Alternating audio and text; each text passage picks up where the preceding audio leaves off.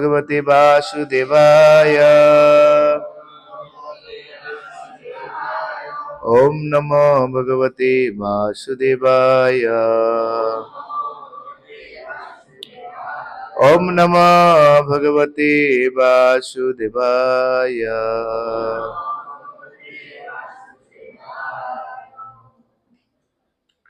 नमः विष्णुपदाय कृष्णपृष्ठाय भूतले श्रीमते जयपताके समृद्धि नामने। नमः आचार्य पदाय निताय कृपापदाय गौरकथा धमदाय नगरग्रामताय। मुखं करोति वाचालं पङ्गुं लङ्घयति गिरिं यत्कृपातमहं वन्दे श्रीगुरुदिनतारिणं परमानन्दं माधवं। श्रीचैतन्येश्वर हरि ओम तस्य।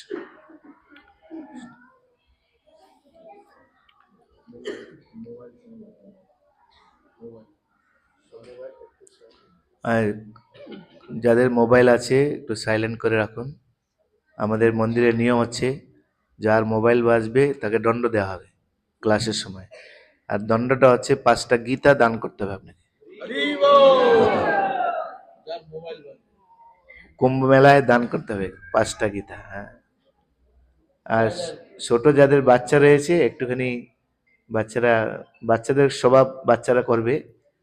যদি একটু বিচলিত হয় আপনি একটু উঠে গিয়ে একটু দূরে গিয়ে ওদেরকে পার্ক দেখাবেন, তাহলে শান্ত হয়ে যাবে, কান্নাকাটি যেন না করে। হরে কৃষ্ণ। আমার সঙ্গে বলুন, যেতু সর্বাণি কর্মাণি ময়ি সংনৎস মৎপরঃ অনন্যেনৈব যোগেন মাং ধ্যায়ন্তু উপাসতে তেষাহং সমউর্ধ্বতাৎ মৃত্যু সংসার সাগরাৎ ভবামি ন চিরাৎ পার্থ ময়া বিসিত চেতসাম। ভগবদ গীতা দ্বাদশ অধ্যায় ভক্তিযোগ শ্লোক নম্বর 6 এবং 7। সকলে বলবেন আমার সঙ্গে, যারা সমস্ত কর্ম আমাতে সমর্পণ করে মত পরায়ণ হয়ে অনন্য ভক্তিযোগের দ্বারা আমার ধ্যানপূর্বক উপাসনা করেন, হে পার্থ, আমাতে অবস্থিত সেই সমস্ত ভক্তদের আমি মৃত্যুময় সংসার সাগর থেকে অচিরেই উদ্ধার করি। বোঝা গেল? অচিরেই, অচিরে মানে শীঘ্র, খুব তাড়াতাড়ি, খুব তাড়াতাড়ি। তো কারা তাড়াতাড়ি উদ্ধার হতে চান এই সংসার চক্র থেকে? হাত তুলুন। সবাই আমরা চাই। হ্যাঁ, সাধারণত আমাদের কবিরা গান নিয়েছে, মরিতে চাহি না আমি সুন্দর ভুবনে, মানুষের মাসে বাজুয়ারে চাই। কারা বাঁচতে চান? বেশি দিন বাঁচবেন। কারণ সংসারে যে জ্বালা। আবার এই কবিরা এটাও গিয়েছেন, সুখে লাগিয়া এগর বাঁধিল অনলে পুরিয়া গেল। আরো কবিরা আরো গান গিয়েছেন, নদীর এপার বলে সারিয়া নিঃশ্বাস, ওপারেতে সর্বসুখ আমার বিশ্বাস। আর যে ওপারে আছে সেও বলছে, নদীর এপার বলে সারিয়া নিঃশ্বাস, ওপারেতে সর্বসুখ আমার বিশ্বাস। কোন পারে সুখ? সুখ নেই। কেননা এই সংসারকে বলা হয় মৃত্যু সংসার। কার কার মৃত্যু চান হাত তুলুন।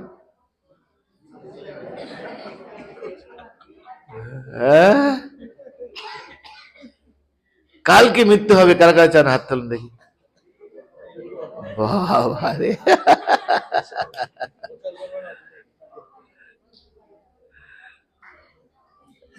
কালকে একটা গল্প বলেছিলাম আমি। সেই একজন জমিদার ছিলেন, প্রচুর টাকা পয়সার মালিক। প্রচুর টাকা পয়সা, আরো কি করে টাকা বাড়াবেন সংসারে, এই বিজনেস ও বিজনেস ওই বিজনেস। কিন্তু শ্রদ্ধালু ছিলেন, শ্রদ্ধালু ছিলেন, সংসার থেকে কিছুতেই বেরোতে চান না। মন্দির থেকে কত নিমন্ত্রণ করে, মন্দিরে আসুন মন্দিরে আসুন, না ব্যস্ত, এত এত লেবার আছে, সব দেখতে হবে, বিজনেস এই সেই, ইম্পোর্ট বিজনেস এক্সপোর্ট বিজনেস কত কিছু রয়েছে না। কিন্তু শ্রদ্ধালু যেহেতু সাধু বাবা, একজন সাধু বাবা ছিলেন, ওনার শ্রদ্ধালু দেখে তার প্রতি দয়া হয়েছে যে তাকে যে করে হোক উদ্ধার করা হবে। এই উপলক্ষে ওনার বাড়িতে গিয়েছেন, বাড়িতে যখন শুনেছেন সাধু মহাত্মা আসবেন, তখন তাকে ভব্য আপ্যায়ন করেছেন। চরণ দোহানো থেকে শুরু করে, বসার আসন থেকে শুরু করে, নৈবেদ্য থেকে শুরু করে সব অর্পণ করেছেন। কিন্তু বেচারি সাধু শুধু মুখটা পুরো ভারী হয়ে আছে, অপ্রসন্ন। সব শেষে সেই জমিদার জিজ্ঞাসা করছেন যে সাধু মহাত্মা, কোনো সেবায় ত্রুটি হয়ে গেছে, কেন আপনি এত বিষণ্ণ হয়ে আছেন? প্রসাদে কোনো গন্ডগোল আছে, আপ্যায়নে কোনো গন্ডগোল আছে? বলে না না না, সব ঠিক আছে। তো কেন এত বিষণ্ণ আছে?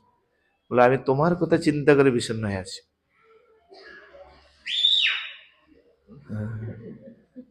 বলে কেন? বলে আমি দেখতে পাচ্ছি আর কিছুক্ষণের মধ্যে তোমার মৃত্যু হবে। আর যেই কথাটা শুনেছে, সঙ্গে সঙ্গে কি হবে? সাধারণ একটু জ্বর হলে মাগো বাবাগো আমাদের অবস্থা হয়ে যায়, কান্নাকারি শেষ সীমানা নেই, খেতে পাচ্ছি না, রুচি নেই, কি হবে কি হবে কি হবে ইত্যাদি ইত্যাদি ইত্যাদি। যদি আরো কিছু শুনি, যদি কিছু একটা হয়ে গেছে ব্লাডে প্রবলেম, তাহলে তো চিন্তা করতে করতে আমাদের আবার মৃত্যুর কথা আসলে হাত তুলছি আমরা, হ্যাঁ? সাহস আছে বটে। তখন সাধু বাবা বলছেন চিন্তার কোনো কারণ নেই, মরে গেল তুমি স্বর্গলোকে যাবে। ও হরি বল, স্বর্গলোকে যাবে। আর যেই শুনেছে স্বর্গলোকে যাবে, মনের মধ্যে শান্তি, কমপক্ষে নিশ্চিন্ত হলাম যে মরে গেল স্বর্গে যাবে। স্বর্গে কি, সেখানে অফুরন্ত সুখ রয়েছে, তাই না? সুরা আছে ওখানে, এখানে আছে, এখানে মদ খেলে মাতলামি করে, ওখানে মদ খেলে বেশি মাতলামি করে না। ওখানে নারী আছে, সব আছে, কি নেই স্বর্গ লাগছে, খুব খুশি। কিন্তু সাধুবাবু বলছেন, কিন্তু কি? তোমাকে যেই ঘরে থাকতে দেওয়া হবে ওই ঘরে বিশাল বড় বড় সব মশা।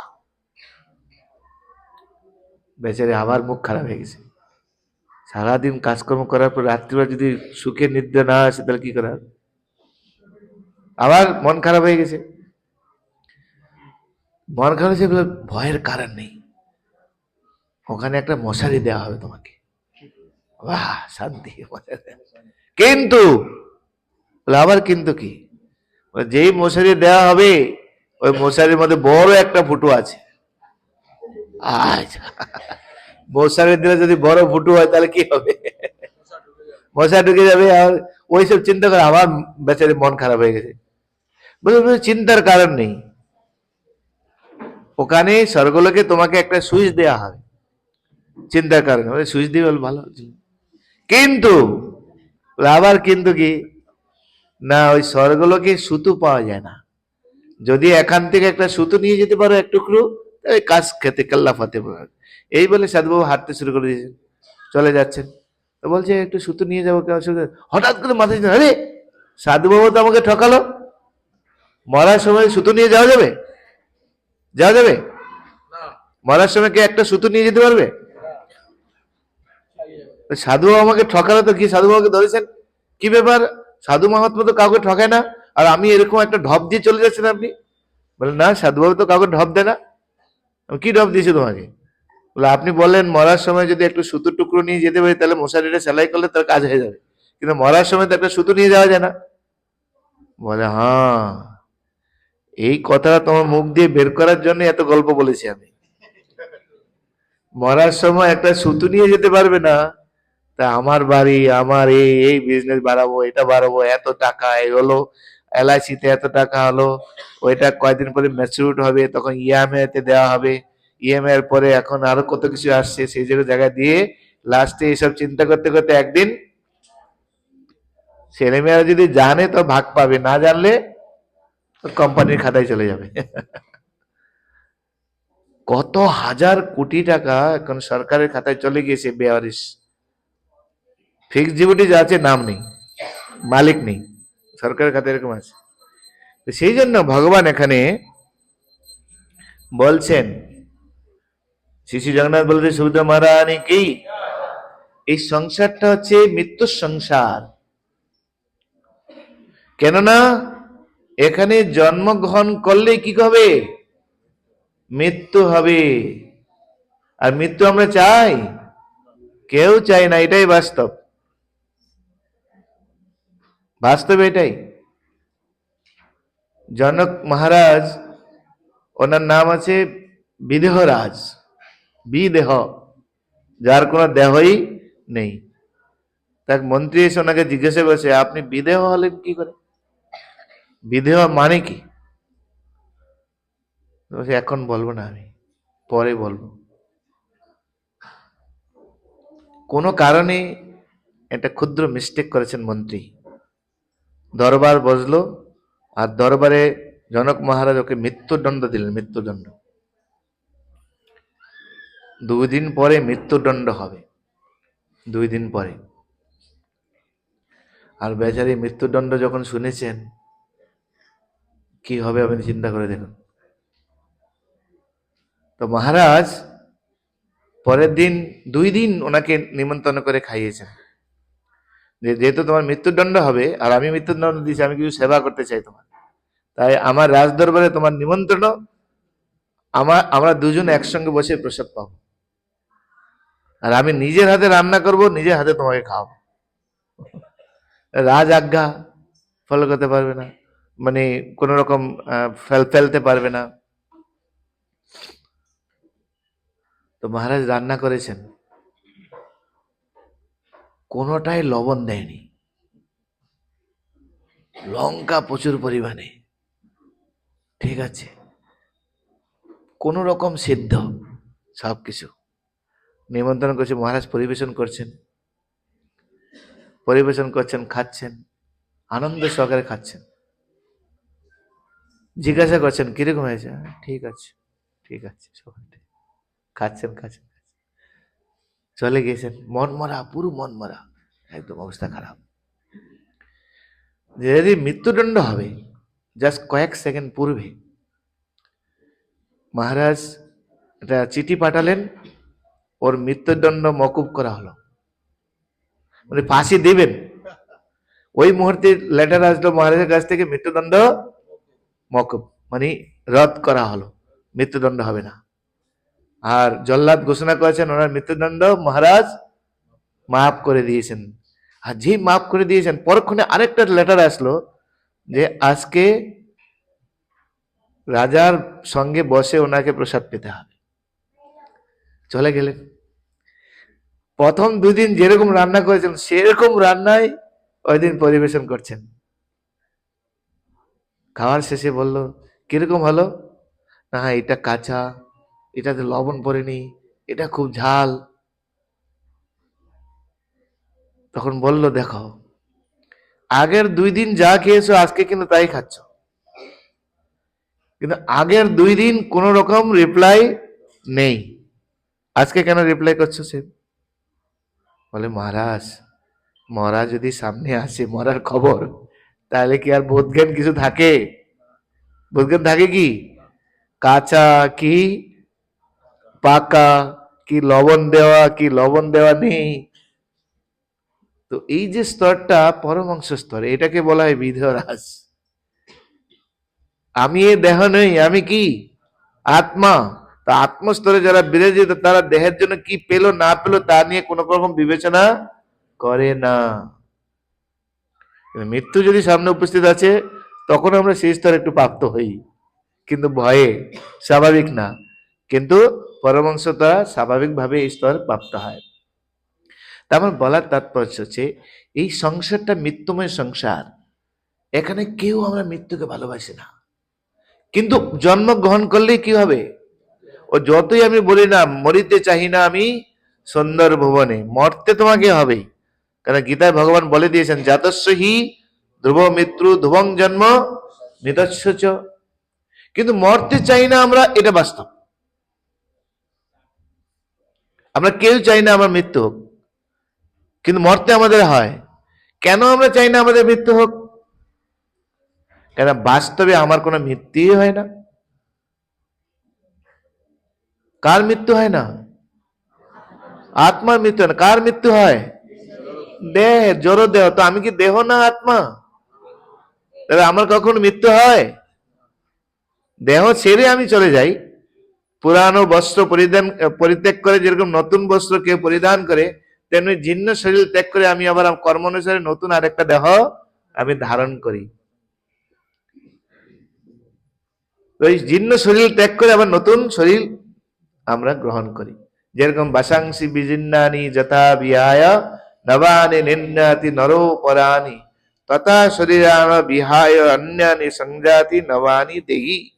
দেহি আত্মা এই দেহ ছেড়ে অন্য দেহে চলে যায়। সেজন্য আমরা বলি কেউ যখন মারা যায় অমুক বাবু চলে গেলেন।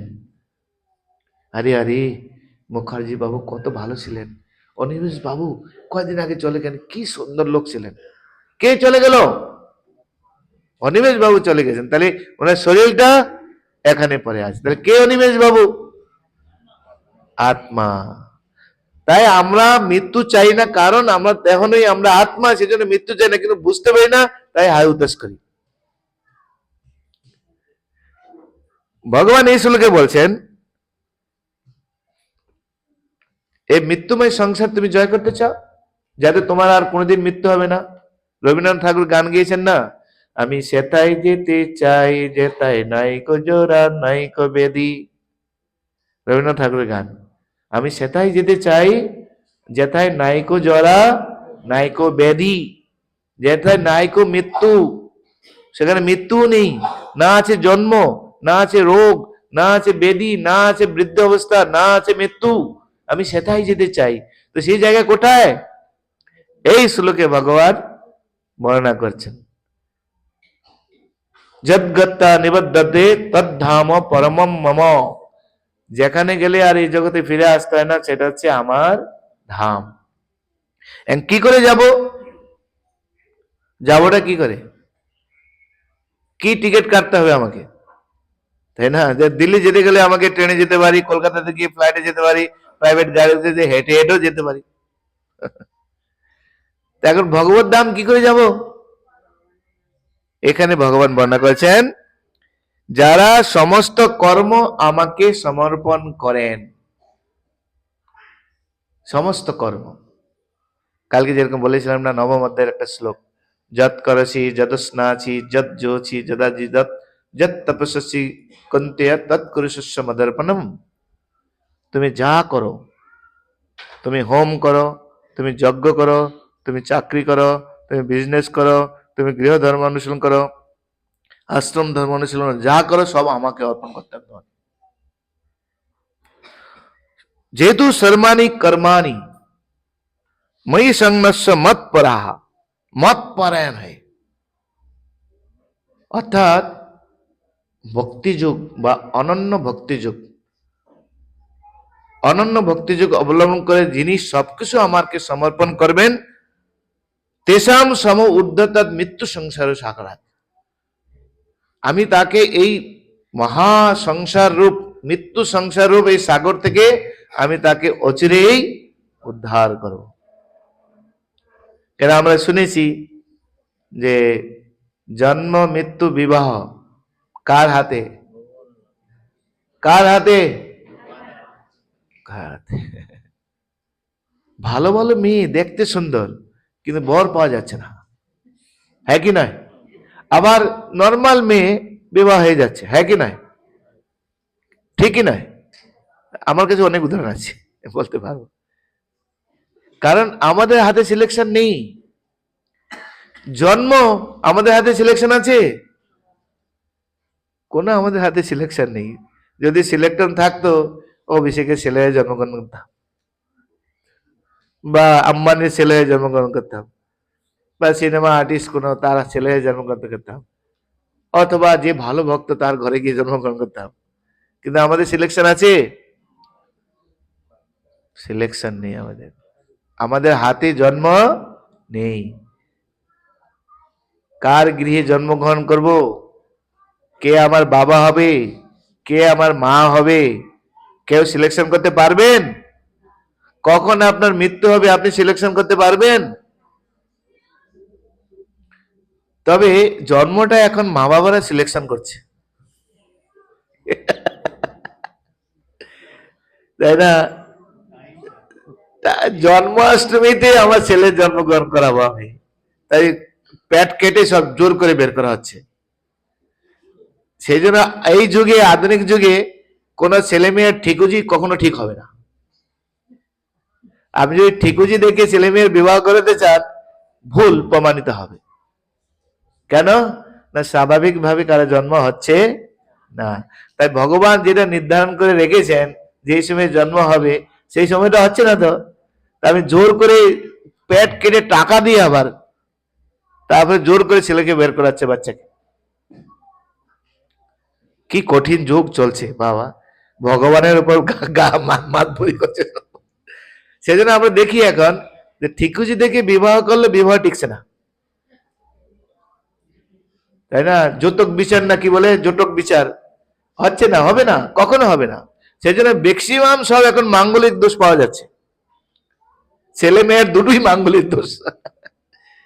কেননা মঙ্গলময় জীব সময়ে তার জন্ম হয়নি, ভগবান যেটা নির্ধারণ করে রেখেছেন,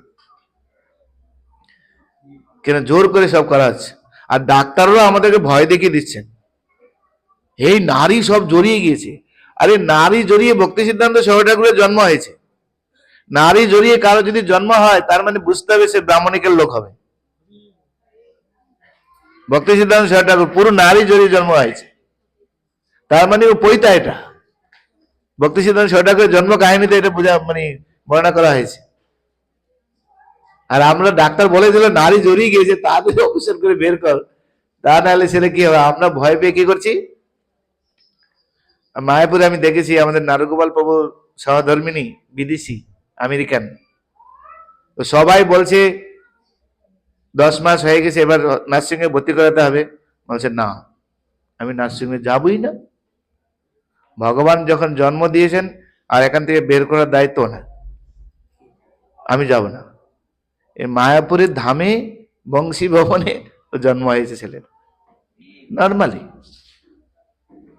আর আমাদের বাঙালিরা এখন কি অবস্থা হয়ে গেছে না, এটা গল্প মনে চলে আসছে এই বিষয়ে। আকবর আর বীরবল বনে বিচরণ করতে গিয়েছেন। তো বনে বিচরণ করতে করতে ওনারা হেঁটে হেঁটে আসছেন, দেখছেন এক গর্ভবতী ট্রাইবেল মহিলা কাঠ নিয়ে মাথায় করে বাড়িতে যাচ্ছেন। আর ওই সময় প্রসব বেদনা হয়েছে, আর প্রসব বেদনা হওয়ার সাথে সাথে বাচ্চা জন্মগ্রহণ করেছে। বাচ্চা জন্মগ্রহণ করলেন, পুকুরের মধ্যে নিলেন, ধোয়ালেন, কোলে করে নিয়ে মাথা উঠিয়ে আবার হাঁটা শুরু করলেন। আকবর বলছি ব্যাপারটা কি, আমাদের ঘরের মহিলাদের যখন বাচ্চা জন্ম হবে কত কিছু দেখতে হয়। আর এই তো ভগবানের সৃষ্টি, ঈশ্বরের সৃষ্টি।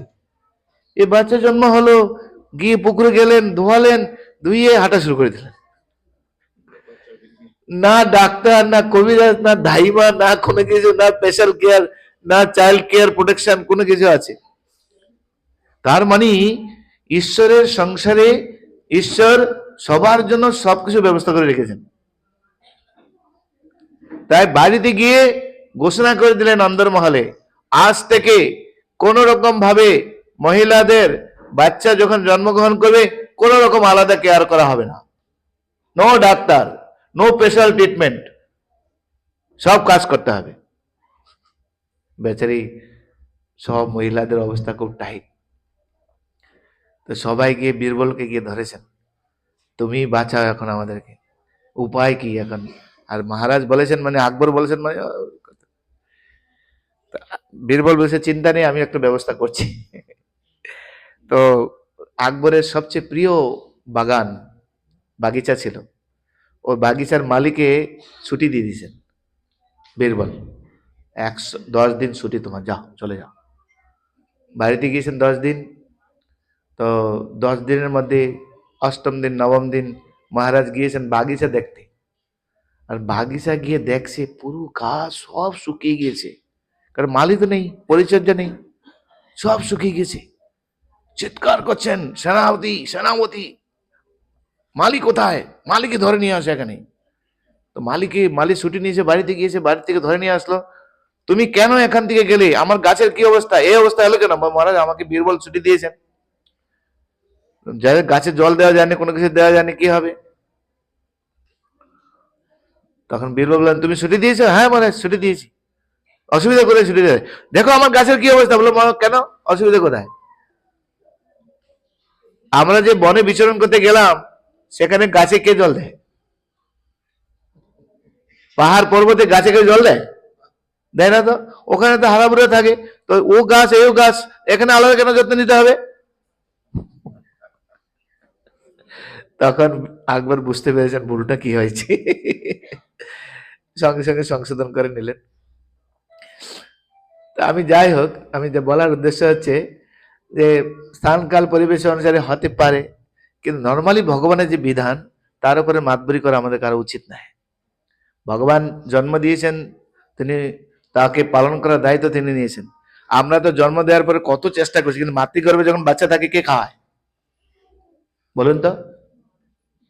মায়ের নারীর সঙ্গে বাচ্চার নারীর একটা কানেকশন ভগবান করে দিয়েছেন। কোন বিজ্ঞানী সামর্থ্য আছে যেরকম করার জন্য?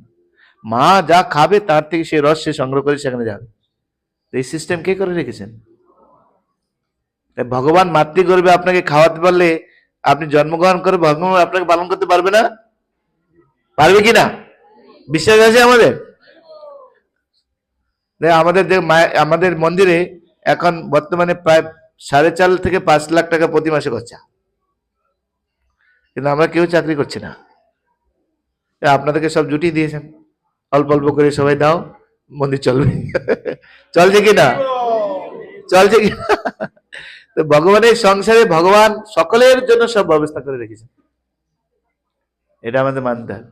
শুধু ভগবানের উপর ভরসা চাই, তাই সেই জন্য এখানে ভগবান দাবি করেছেন, এই সংসার চক্র থেকে তুমি রক্ষা পেতে চাও, যাতে তোমার আর জন্ম হবে না, কারণ জন্ম গ্রহণ করলে মৃত্যু হবে। তাই জন্মটাকে বলা হয় প্রথম দুঃখ। জন্মটা হ্যাপি বার্থডে নয়। আমরা বলি না happy birthday, happy birthday to you. তাহলে হ্যাপি বার্থডে হলে বাচ্চা কাঁদে কেন? জন্মটা হ্যাপি নয়, কারণ জন্ম হলেই তোমাকে মরতে হবে, আর মরতে আমরা কেউ চাই না। আর মরাটা কে চায়? আর মরার আগে আরো দুটো দুঃখ, তোমাকে রোগ ব্যাধির দ্বারা আক্রান্ত হতে হবে, আর তোমাকে বৃদ্ধ অবস্থায় যেতে হবে। বৃদ্ধ অবস্থা আমরা কে চাই? হাত তুলুন দেখি। বৃদ্ধ অবস্থা কেউ চাই না আমরা। সবাই আমরা চাই নবযৌবন থাকবো সবসময়। আমরা 5টা গীতা কার বেজেছে? প্রভু আপনি অ্যানাউন্সে শুনেছিলেন না পরে এসেছেন? ও পরে এসে, তাহলে মাফ করে গেল। হ্যাঁ, তো কেউ আমরা বৃদ্ধ অবস্থা চাই না। তার তার প্রমাণ কি?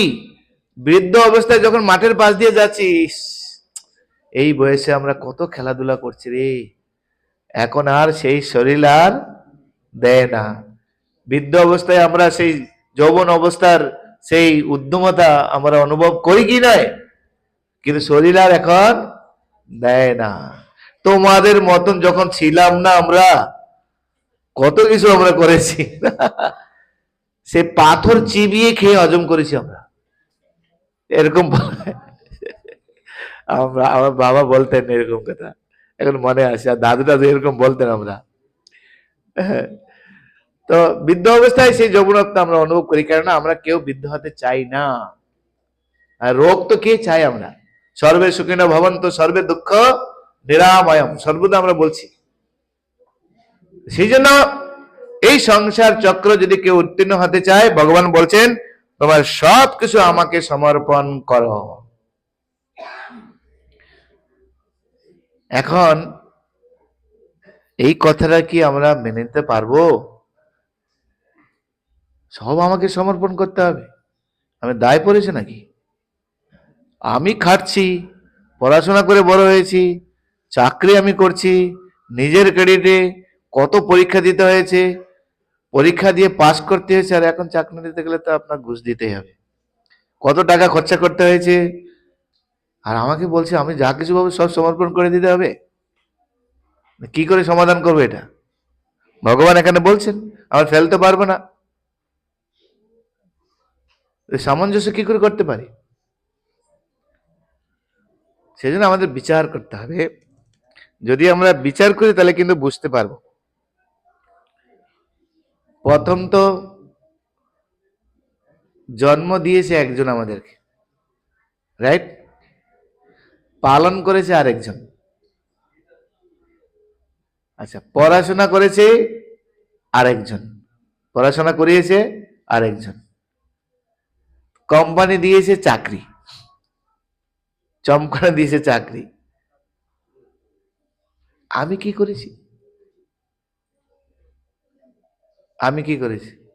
যদি এই সমস্ত লোকগুলি যদি আমাকে এইসব হেল্প না করতো, কিন্তু তারা হেল্প করেছে কি করে আমাকে? ভগবান পরমাত্মা রূপে প্রত্যেকের হৃদয়ে বিরাজিত রয়েছেন। ঈশ্বরের রেকমেন্ডেশন ছাড়া কোনো কিছু হয় না। আমরা বলি ভগবানের ইচ্ছা ছাড়া গাছের একটা পাতাও নড়ে না। তা আমি যদি আমার অবস্থা বিবেচনা করি, আমাকে জন্ম দিয়েছে আরেকজন, লালন পালন করেছে একজন, মাতৃগর্ভে ছিলাম তখন ভগবান পালন করেছেন, এটুকু বুঝতে পারছি, তখন কেউ হাত ছিল না। তা জন্ম দেওয়ার পরে এই লালন পালন করেছে এটা বুঝতে পেরেছি। সে লেখাপড়া শিখিয়েছে আরেকজন, চাকরি দিয়েছে আরেকজন, কোম্পানি যদি আমাকে একসাথে সারিয়ে দেয় তাহলে কি হবে? কোথায় যাব আমি? তাই পরের উপর সর্বদা আমি নির্ভরশীল, আমার বাস্তবিক কিছু নেই। তাহলে কি, যে আমি ঋণী। সেই জন্য আমাদের আচার্যরা বলছেন, ভাগবতের নারদ মুনি বলছেন, দেবর্ষি ভূতাপ্ত নিনাম প্রীতির নাম কিঙ্কর ন্যায় মুনিচ রাজন সর্বাত্মনা শরণম গত মুকুন্দ স্পরির্তি কৃত্যম। আমরা বহু লোকের কাছে ঋণী। মা বাবা জন্ম দিয়েছে, মা বাবার কাছে ঋণী। যে আমাদেরকে লালন পালন করেছে তার কাছে ঋণী আমি। যে আমাকে পড়াশোনা শিখিয়েছে তার কাছে ঋণী। যে আমাকে চাকরি দিয়েছে তার কাছে ঋণী। যে আমাকে খাওয়াচ্ছে, পড়াচ্ছে, যত্ন নিচ্ছে তার কাছে আমরা ঋণী। সমাজ আমাদেরকে সহায়তা করছে, সমাজের কাছে আমরা ঋণী। সরকার আমাদেরকে সহায়তা করছে, সরকারের কাছে ঋণী। দেবতারা আমাদেরকে সহায়তা করছেন, দেবতাদের কাছে ঋণী। ঋষিদের কাছে আমরা ঋণী, ব্রাহ্মণের কাছে আমরা ঋণী। কার কাছে আমরা ঋণী নই? তাই এত ঋণ কি করে শোধ করব? তাই নারদ মুনি সহজ পন্থা দিয়েছেন, এত ঋণ আমরা শোধ করতে পারবো না, কেন আমাদের জীবনটা পরের উপর নির্ভরশীল। বিচার করে দেখুন, এই যে আমরা এখানে বসে আছি, শ্বাস নিচ্ছি, শ্বাস প্রশ্বাস, মানুষ অক্সিজেন গ্রহণ করছে, কার্বন ডাইঅক্সাইড পরিত্যাগ করছেন। গাছ কার্বন ডাইঅক্সাইড গ্রহণ করছেন, অক্সিজেন ত্যাগ করছেন, আর সেই অক্সিজেন আমরা গ্রহণ করছি। তো ভগবান যদি এই ব্যবস্থাটা চেঞ্জ করে দেন, গাছও কার্বন ডাইঅক্সাইড ত্যাগ করবে, মানুষও কার্বন ডাইঅক্সাইড ত্যাগ করবে, কি অবস্থা হবে? কত অক্সিজেন আপনি নেবেন সিলিন্ডার থেকে? হসপিটালে যদি আমরা 1 মাস থাকি তাই আমরা টাকা দিতে পারি না, সব ফিক্সড ডিপোজিট ভাঙতে হয়। যদি 51 বছর ধরে আমরা অক্সিজেন ভগবানের কাছে গ্রহণ করছি, 50 বছর ধরে ভগবানের কাছে অক্সিজেন গ্রহণ করেছি, ভগবান যদি বিল পাঠায় আমরা কেউ দিতে পারবো? পারবেন কেউ বিল দিতে? আছে আপনার অত সামর্থ্য? প্রতি মুহূর্তে আমরা অন্যের উপর নির্ভরশীল হচ্ছি। একটু এগিয়ে বসুন, সামনে অনেক জায়গা আছে, পিছনে তাহলে বসতে সুবিধা হবে।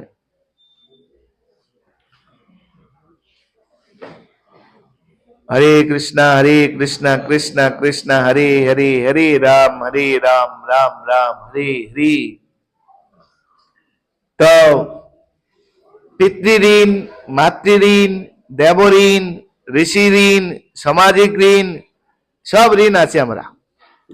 সেই সমস্ত এই সব কিছু ঋণ আমরা শোধ করতে পারি না, কিছু না কিছু আমাদের ঘাটতি থেকে যাবে। কিন্তু ভগবান যেহেতু সর্বজীবের হৃদয়ে অবস্থান করছেন, মুকুন্দ, যিনি সমস্ত জীবকে মুক্তি প্রদান করেন, সেই মুকুন্দের যদি আমরা সেবা করতে পারি তাহলে বাকি সব ঋণ শোধ হয়ে যাবে। যস্মিন তুষ্টে জগৎ তুষ্টে।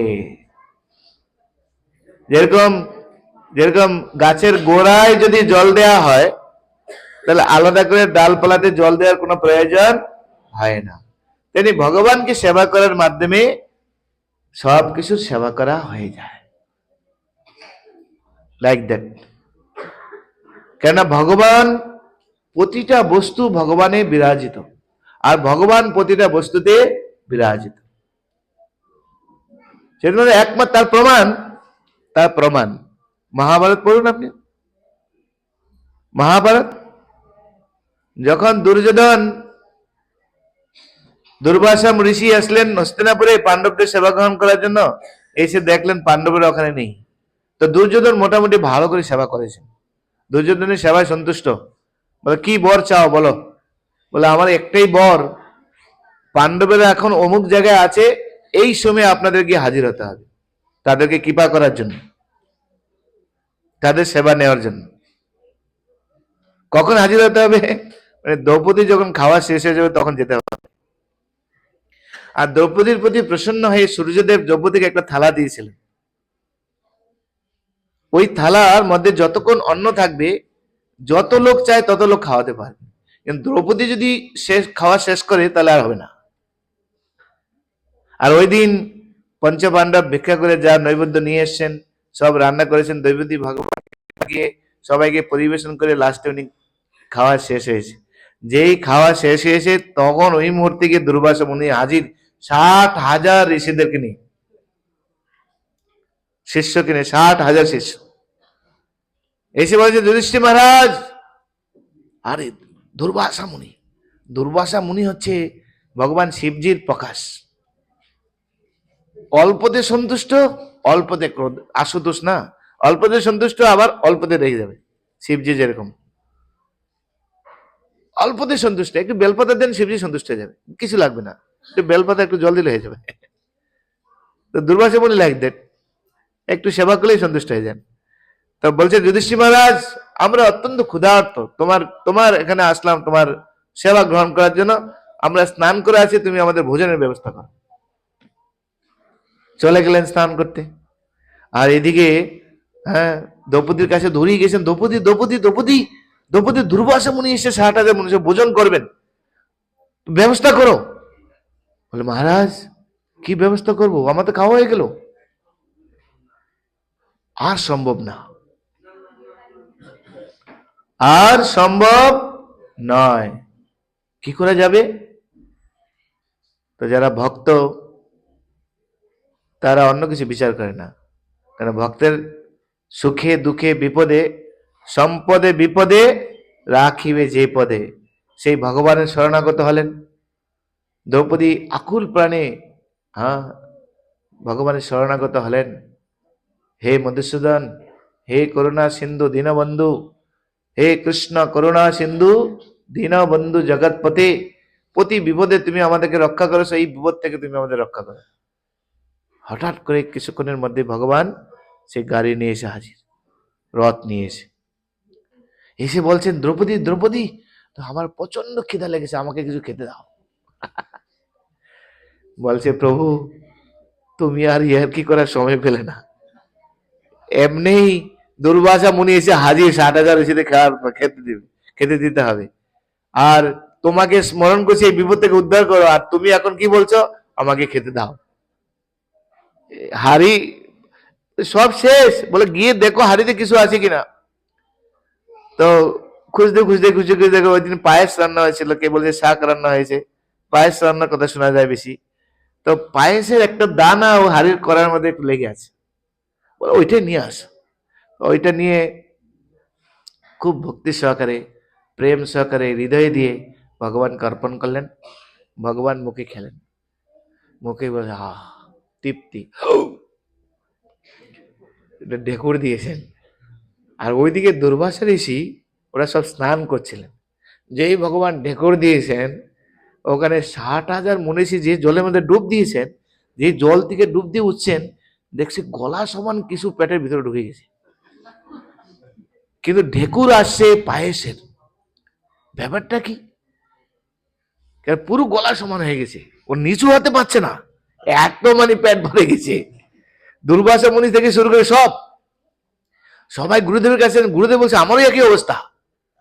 আরে কি অবস্থা হবে এখন? যুধিষ্ঠির মহারাজ তো নিশ্চয়ই ভোজনের আয়োজন করেছে, তখন আমরা যদি গিয়ে সেখানে না খাই তাহলে তো বেচারি অনেক কষ্ট পাবে আর অনেক নষ্ট হবে। এক কাজ কর, এখনই মনে ডাকতে আসবে, তার আগে যে যা পাচ্ছ পালা এখান থেকে। সে আকাশ পথে কেউ যোগ বলে, মানে যে যা পাচ্ছে সব পালিয়ে চলে গেছে। আর ওই সময় ভগবান শ্রীকৃষ্ণ বলছেন, ভীম ভাইয়া আরে যাও দুর্বাসা মুনি। বলে প্রভু কিছু নেই। আরে ডেকে নিয়ে আসুন না, আগে ডেকে নিয়ে আসুন, আসলে তো দেখুন আগে। আর ভীম গিয়েছেন ডাকতে, মুনিরাজ মুনিরাজ, কোনো আওয়াজ নেই, কিচ্ছু নেই, সব হাওয়া। তো দেখুন আপনি, এটা মহাভারতের কাহিনী, মহাভারতের ইতিহাস। যস্মিন তুষ্টে জগৎ তুষ্টে। তাই কত ঋণ আপনি শোধ করবেন? আমরা শুনেছি মায়ের এক ফোঁটা দুধের মূল্য কেউ দিতে পারে না কোনোদিন, হ্যাঁ কি নয়? কেউ দিতে পারবে না। আমরা মাতৃ ঋণই শোধ করতে পারবো না, দেব ঋণ কি করে শোধ করবো? ঋষি ঋণ কি করে শোধ করবো? ঋষি ঋণ শোধ করার একটাই পদ্ধতি, ভগবত গীতা আদি গ্রন্থগুলিকে পাঠ করে নিজের জীবনে প্রয়োগ করতে হবে, তাহলে ঋষি ঋণ শোধ হবে। কারণ ঋষিরা এই গ্রন্থগুলি লিখেছেন আমাদের জন্য, হ্যাঁ কি নয়? সেটাও আমরা পড়ছি না, হিন্দুরা এখন গীতাই পড়ছে না, ভাগবতই পড়ছে না। আর যেহেতু হিন্দুরা এখন গীতা ভাগবত পড়ছে না, তার জন্য হিন্দু সংস্কৃতি কি হচ্ছে? ডিভিশন হয়ে গিয়েছে, আমরা এক নেই, নানা মুনির নানা মত, আর নানা মতে কলি আমাদেরকে পুরো ভেঙ্গে দিয়েছেন। আর ইসকন যেহেতু একত্রিত করছে সবাইকে, এখন স্কুলের পিছনে কলি লেগে দিয়েছে। বাংলাদেশের কি অবস্থা? আপনাদের এখানে হবে কদিন পরে, দাঁড়ান না। যদি এখন গীতা ভাগবত পরে আমরা একত্রিত না হই, তাহলে কিন্তু আমাদের কপালে কষ্ট আছে। ঋষি ঋণ শোধ করতে গেলে গীতা ভাগবত পড়তে হবে, পরে নিজের জীবনে প্রয়োগ করতে হবে এবং অন্যকে উৎসাহ দিতে হবে, যাতে অন্যও এই ভগবত গীতা পড়ে তার মানব জীবনকে সফল করতে পারে। কেন ভগবত গীতা আদি গ্রন্থ না পড়ে আমরা কখনো আমাদের সভ্যতাকে গড়ে তুলতে পারবো না। শ্রী শ্রী জগন্নাথ বলে, সুভদ্রা মহারানী কি, মনে রাখবেন এগুলি। সেই জন্য ভগবত গীতায় ভগবান এখানে এই দ্বাদশ অধ্যায় নাম আছে ভক্তি যোগ। আমি তো সকলকে অনুরোধ করব, কার কার বাড়িতে ভগবত গীতা আছে হাত তুলুন। সবার বাড়িতে আছে, অনেকের বাড়িতে নেই। আজকে একটা গীতা সংগ্রহ করুন এখান থেকে, এই গিয়ে পড়বেন আপনি। দ্বাদশ অধ্যায় 6 নম্বর এবং 7 নম্বর শ্লোক ভগবান দীপ্ত কণ্ঠে ঘোষণা করছেন, এই জন্ম মৃত্যু জরা বিধির ময় সংসার থেকে আমি তোমাকে উদ্ধার করতে চাই, অচিরেই উদ্ধার করব। কখন? তোমার সবকিছু আমাকে সমর্পণ করো। কেন আমাকে সমর্পণ করে? কেন তুমি ঋণী, আর তোমার এই ঋণ শোধ করতে হবে। ঋণ শোধ না করে যদি কেউ মৃত্যুবরণ করে, সেই ঋণ শোধ করার জন্য তাকে আবার জন্মগ্রহণ করতে হবে। মাথায় রাখবেন। তা কি করে শোধ করব? ব্যাস কৌশল, এক ঢিলে সব পাখি মেরে দাও। ভগবানের সেবা করো, ভগবানের সন্তুষ্টি বিধান করো, তাহলে সমস্ত ঋণ তুমি শোধে যাবে। কেন? একমাত্র ভগবানের পক্ষে সেটা সম্ভব। কেন?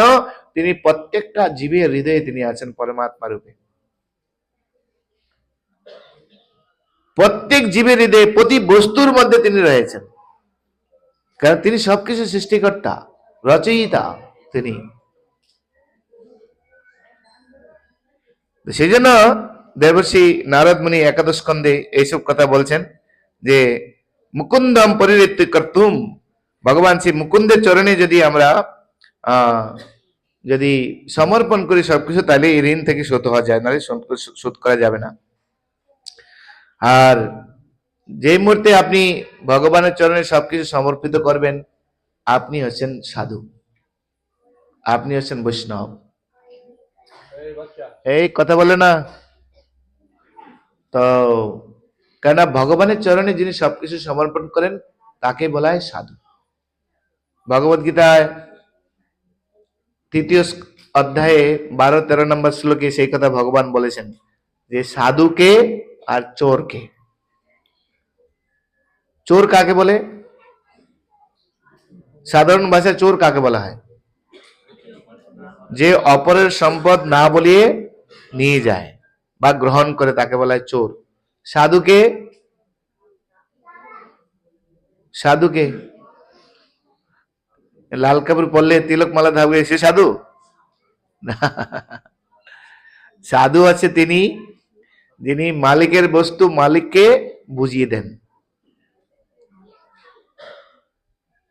তিনি আছেন সাধু। কালকে আমি একটা উদাহরণ দিয়েছিলাম গতকালকে, যে অনেকদিন আগে আনন্দবাজার পত্রিকায় প্রকাশিত হয়েছিল যে এক ব্যবসায়ী তিনি বড়বাজার যাচ্ছিলেন, ভুল করে তার টাকার ব্যাগটা ট্যাক্সিতে রেখে চলে গিয়েছেন। তখন ট্যাক্সি ড্রাইভার ওই টাকার ব্যাগটা পেয়ে সোজা লালবাজারে চলে গিয়েছেন। লালবাজারে গিয়ে অফিসে সেটাকে জমা দিয়েছেন, কোনো একজন ভদ্রলোক আমার গাড়িতে রেখে গিয়েছেন, দয়া করে তার টাকা যেন সে পায় সেজন্য আমি এখানে এসে জমা দিলাম। পরের দিন পেপারে হাইলাইট, এখনো সমাজে সাধু ব্যক্তি আছে। তখন এই কাহিনীটা আমি কাহিনীটা রেখে দিয়েছি, আমার অফিসে আছে এখনো। তা আমি চিন্তা করলাম, হ্যাঁ রাইট। সাধুকে? সাধু হচ্ছেন তিনি যিনি মালিকের বস্তু মালিককে সবকিছু সমর্পণ করেন, তিনি হচ্ছেন সাধু। তাই এই জগতে সমস্ত বস্তুর মালিক কে? ভগবান। তিনি দাবি করতে পারেন কিন্তু তিনি সৃষ্টি করেছেন। ভগবান, ভ মানে ভূমি, গ মানে গগন, ভূমি, জল, অগ্নি, বায়ু, আকাশ, সব এক একটা মানে আছে সবকিছু। এই সৃষ্টি কে করেছে? আমরা সৃষ্টি করেছি। হাইড্রোজেন আর অক্সিজেন মিলে হয় জল, রাইট? এটা যে আবিষ্কার করেছে তাকে নোবেল পুরস্কার দিয়েছি। জলটা কি আবিষ্কার করলো? তাকে কেউ নোবেল পুরস্কার আমরা দিচ্ছি না। কত মূর্খ আমরা দেখুন। হাইড্রোজেন আর অক্সিজেন মিলে হয় জল, এইটা যে বর্ণনা মানে মানে ব্যাখ্যা করেছেন তাকে নোবেল প্রাইজ দেওয়া হচ্ছে। কিন্তু জল তো অলরেডি হাইড্রোজেন অক্সিজেন আগে থেকে মিলিয়ে রাখা হয়েছে। কে মিলালো এটা? কে মিলালো? তাকে কে নোবেল পুরস্কার দিচ্ছি? আর দিচ্ছি না আমরা। এইটাই সমস্যা জগতে। সে একটা আপেল ওপর থেকে নিচে পড়ে গিয়েছে, কেন পড়লো? উপরে কেন গেল না? আচ্ছা, মধ্যাকর্ষণ শক্তি আছে, তার জন্য তাকে নোবেল পুরস্কার দেওয়া হলো। কিন্তু যে মধ্যাকর্ষণ শক্তি করে রেখেছেন তার সম্বন্ধে কেউ আমরা জিজ্ঞাসা করছি না, হ্যাঁ কি নয়? তাই ভগবান দাবি করতে পারেন যে সব কিছুর মালিক হচ্ছে আমি। আপনি চিন্তা করে দেখুন, আমাদের কারো ক্ষমতা আছে এই পৃথিবীতে একটা দুর্বা ঘাস অরিজিনালি তৈরি করতে পারবে? আছে কারো শক্তি? একটা চালের টুকরো তৈরি করতে পারবে? হ্যাঁ করতে পারেন, প্লাস্টিক চাল, প্লাস্টিক আপনার কি বলে বাঁধাকপি সব বেরিয়ে গেছে, প্লাস্টিক বাঁধাকপি ও কোনোদিন সিদ্ধ হবে না, আর পেটে গেলে কি হবে? ক্যান্সার। আর ভগবানের সৃষ্টি খেলে কি হবে? পুষ্টি, শক্তিশালী। অথচ দেখুন, আপনার কাছে ধানের বীজ আছে, মাটি নেই, হবে? আচ্ছা মাটি আছে, জল নেই, হবে? আচ্ছা জল আছে, হাওয়া নেই, হবে? আচ্ছা জল আছে, হাওয়া আছে, রাত্রি সূর্য কিরণ দিনের বেলা হবে না, রাত্রিবেলা চন্দ্র কিরণ হবে না, হবে? কিছুতেই হবে না। সূর্য থাকলে হবে না যদি চন্দ্র না থাকে, কারণ চন্দ্রের আলোতে সমস্ত ঔষধি পুষ্ট হয়, কেননা সমস্ত বনৌষধি তার মূল হচ্ছেন চন্দ্রদেব। আর চন্দ্র আর সূর্য কি? ভগবানের দুই চোখ। বিশ্বরূপ দর্শনে যান আপনি, দুই চোখ হচ্ছে আমার আঁখি। যশ চক্ষুরেষু সবিতা সকল গ্রহাণাম রাজা সমস্ত সুরর মূর্তির অশেষ তেজা যশাজ্ঞয়া ভ্রমতি সংবৃত কাল চক্র গোবিন্দমাদি পুরুষম তমহম ভজামি। তাই ভগবান দাবি করতে পারেন যে সবকিছুর মালিক হচ্ছে আমি। তাই মালিকের বস্তু মালিককে যে উৎসর্গ করেন তিনি হচ্ছেন সাধু। হে প্রভু, আমি কাজ করছি, কিন্তু আজকে যদি কোনো কারণে আমার হাত যদি একটা মানে কোনো কারণ ধরেন একটা হার্ট অ্যাটাক হয়ে গেল, এক হাত এক পা কিছু করতে পারবো? কিন্তু প্রভু তুমি আমাকে সুস্থ রেখেছো। তুমি যদি সুস্থ না রাখতো তাহলে কিভাবে আমি কাজ করতাম? প্রভু তুমি আমাকে ব্রেন দিয়েছো, দিয়েছো বলে আমি চিন্তা করতে পারছি, আমি লিখতে পারছি। যদি ব্রেনটা তুমি নিয়ে নাও, আমি কিছু করতে পারবো? প্রভু সবকিছু তোমার। আর গীতায় ভগবান বলেছেন বুদ্ধি, মন, স্মৃতি, বিস্মৃতি সব আমি দেই। আমাদের কোনো ক্ষমতা নেই। আমরা শুনেছি উত্তম কুমার, প্রভুপাদ তার তাৎপর্য লিখে গিয়েছেন, উত্তম কুমারের লাস্ট বয়সে একটা রোগ হয়েছিল। ডাক্তার ঘোষণা দিয়েছেন আর মাত্র 2 মাস, কয়েকদিন বাঁচতে পারে, মাত্র কয়েকদিন।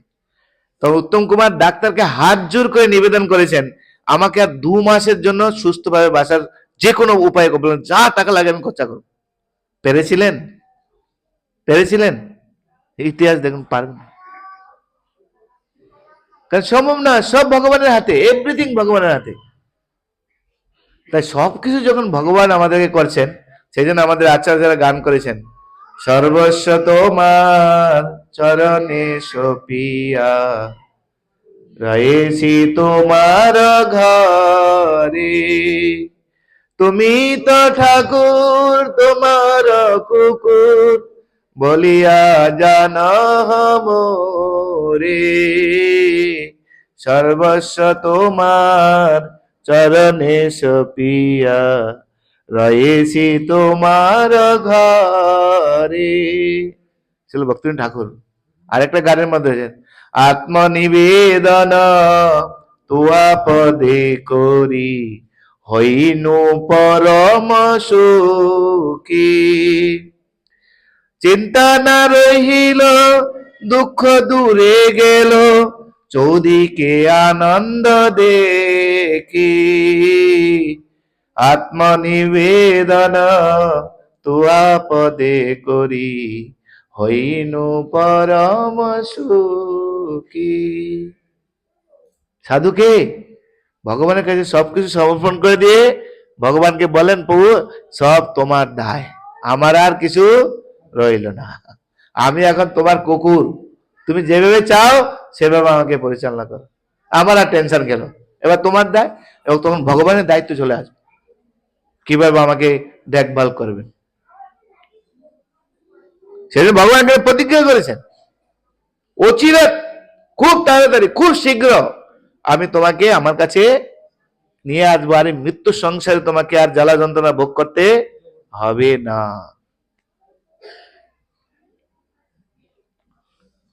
এখন কি করবেন বলুন?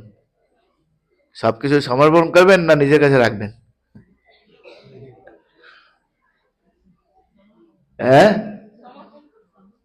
সবকিছু সমর্পণ করবেন, বাস চিন্তা চলে যাবে। কিন্তু সবাই তো করবে না। সবাই কি করবে?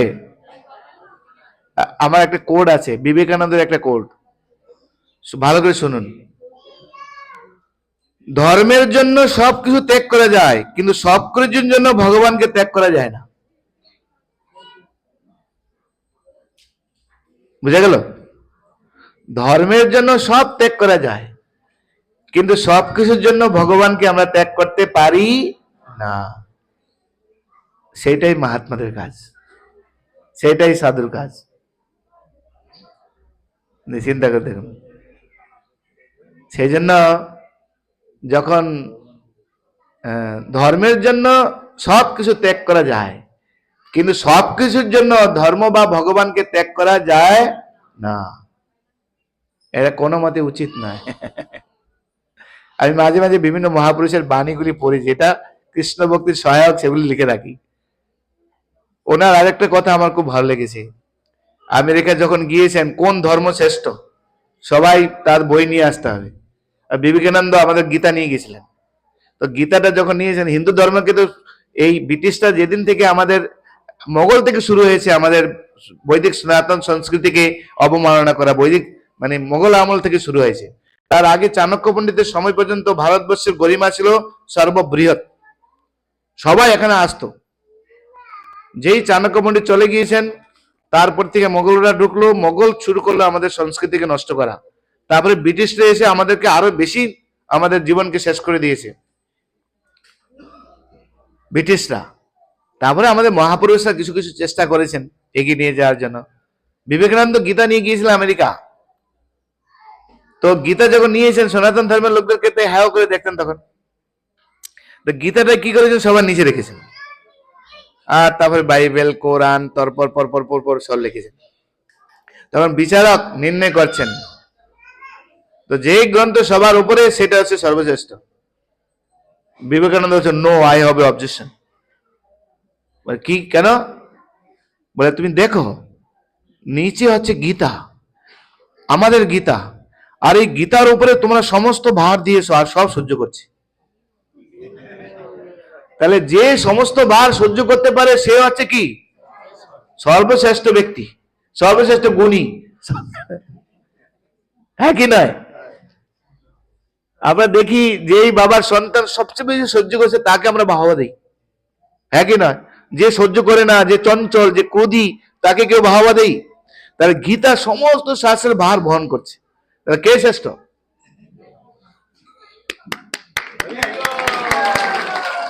সবাই হাততালি দিয়ে যাবে। তাই ধর্মের জন্য সব ত্যাগ করা উচিত, কিন্তু সব কিছুর জন্য ধর্মকে ত্যাগ করলে কি হবে? ধর্মে হীনা পশুবি সমানা। মনে রাখবেন এসব কথা। আহার নিদ্রা, এটা পুরাণের কথা বলছি আমি। আহার নিদ্রা ভয় মৈথুনাংশ সামান্য মেত পশুবি নরানাম ধর্মে হীনা পশুবি সমানা ধর্ম হি তেষাম অধিক বিশেষ ধর্মে হীনা পশুবি সমানা। আহার, নিদ্রা, ভয়, মৈথুন ক্রিয়া, এই চারটে প্রবৃত্তি এটা মানুষদের মধ্যে আছে, ইতর জীবের মধ্যে অটোমেটিক আছে। খাবে, ঘুমাবে, মৈথুন ক্রিয়া করবে, আর মৃত্যু ভয়, এটা পশু পাখির মধ্যে আছে। কিন্তু আমাদের মধ্যে এত টেনশন নেই তাদের মধ্যে, তার বংশ আমাদের চেয়ে আরো আনন্দে আছে, কোনো টেনশন নেই। সেটাই কি মানুষ জীবনের উদ্দেশ্য? কি করে খাবো? আরে একটা পাখি সুন্দর বাসা তৈরি করছে তার সন্তান উৎপন্ন করার জন্য। দেখুন সব পাখি বাসা এত সুন্দর বানাচ্ছে যাতে তার তার তার সন্তান খুব সুরক্ষিত থাকে। টুনটুনি বাসা দেখুন আপনি কিরকম ভাবে বাসা তৈরি করে। বিমরুলের বাসা দেখুন আপনি, যাতে শত্রু না যেতে পারে তার জন্য ছোট, সেই শুধু প্রবেশ করতে পারবে। বাবুই পাখি বাসা দেখুন, শুধু বাবুই পাখি ভিতরে ঢুকতে পারবে, অন্য কোনো পাখি সেখানে ঢুকতে পারবে না, যাতে তার বাচ্চাকে কোনো নষ্ট না করে। এই যে আর্কিটেকচারাল প্ল্যান কোথা থেকে শিখে এসছে? আমাদের একটা বাড়ি তৈরি করতে গেলে, বিল্ডিং তৈরি করতে গেলে আর্কিটেকচারাল প্ল্যান আলাদা, স্ট্রাকচারাল প্ল্যান আলাদা, প্লাম্বিং এর প্ল্যান আলাদা, ইলেকট্রিক্যাল প্ল্যান আলাদা, মাস্টার প্ল্যান আবার আলাদা, সুইচ লাইন আবার আলাদা। কিন্তু একটা পাখি, বাবুই পাখির পাখা, ও নিজেই আর্কিটেকচারাল, নিজেই স্ট্রাকচারাল, নিজেই প্লাম্বিং, নিজেই আছে ইলেকট্রিক্যাল, সব একাই। ভিতরে অন্ধকার থাকবে, আলো কি করে জ্বলবে? জোনাকি পোকা ধরে নিয়ে আসে। জোনাকি পোকা কি খেতে ভালোবাসে? গোবর। ভিতরে গোবর ঢুকিয়ে দেয়, গোবরের ভিতরে জোনাকি পোকা ঢুকিয়ে দেয়, আর ও গোবর খেতে থাকে আর ভিতরে আলো জ্বলতে থাকে। বুঝে গেল? বৃষ্টি হলে এক ফোঁটা জল ঢুকবে না, তার জন্য সব ব্যবস্থা করা আছে। তো এই বুদ্ধি কে দিয়েছে? ভগবান। তাই নিদ্রা, আহার, বাসস্থান, মৃত্যু সব পশু পাখির মধ্যেও রয়েছে। তাই ধর্মে হীনা, যে সমাজে ধর্ম নেই সেটা হচ্ছে পশু সমাজ। তাই ধর্মের জন্য সবকিছু ত্যাগ করা উচিত, কিন্তু সবকিছুর জন্য ধর্ম ত্যাগ করা উচিত নয়। এই সর্বধর্ম সমন্বয় আর আছে ধর্ম নিরপেক্ষতা, শুধু তথাকথিত সেকুলার লোকেরাই বলে। কোন হিন্দু ছাড়া আর কেউ এই কথা বলে না। দেখুন আপনি, শুধুমাত্র হিন্দু ধর্মের লোকেরা বলে আমরা ধর্ম নিরপেক্ষ, অন্য কেউ বলে? বলুন আপনি।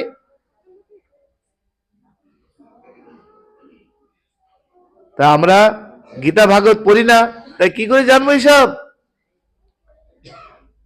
মহাপুরুষদের বাণীও আমরা জানি না।